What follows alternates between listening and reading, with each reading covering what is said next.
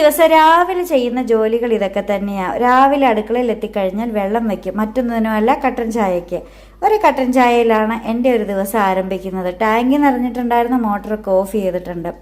വിറകടുപ്പിൻ്റെ അവിടെ എല്ലാം ക്ലീൻ ചെയ്ത് മാറ്റിയിട്ടുണ്ട്. കാരണം നമ്മുടെ ഉണക്കമീനിൽ ഉപ്പ് അലുത്തിറങ്ങി നനവ് വന്നപ്പോഴത്തേക്ക് നമ്മൾ വിറകടുപ്പിൻ്റെ ചുവട്ടിലിട്ടാണ് ഉണക്കമീൻ വീണ്ടും ഉണങ്ങിയെടുത്തിട്ടുള്ളത്. ഇന്നത്തെ കറി ഇവനെ ആക്കാമെന്നാണ് വിചാരിച്ചത്, മറ്റാരെയല്ല ചക്കക്കുരു. പക്ഷേ നടന്നില്ല.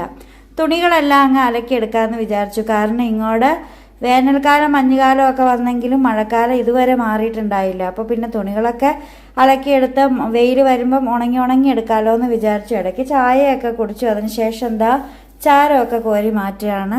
വേറെ ഒന്നിനും അല്ല, കഞ്ഞി വെക്കാൻ തന്നെ. അപ്പോൾ ചോറ് വെക്കാൻ വേണ്ടിയിട്ട് ചേട്ടൻ വിറക് കൊണ്ട് തന്നിട്ടുണ്ടായിരുന്നു.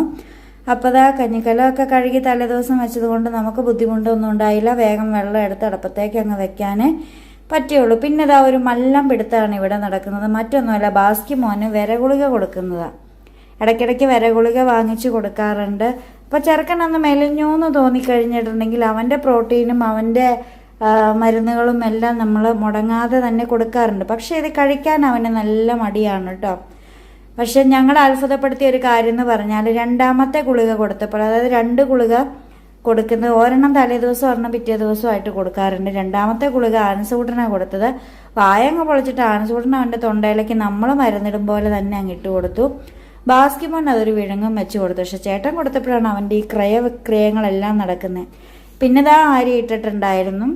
പിന്നെ നമ്മൾ പറഞ്ഞില്ലേ കഴിഞ്ഞ ദിവസം പാല് കേടായി പോയിട്ടുണ്ടായിരുന്നു എന്ന്. ആ കടയിൽ വീണ്ടും ചെന്ന് കഴിഞ്ഞപ്പോഴത്തേക്ക് നമുക്കൊരു കുപ്പിപ്പാല് ഫ്രീ ആയിട്ട് തന്നു വിട്ടിട്ടുണ്ടായിരുന്നു കേട്ടോ.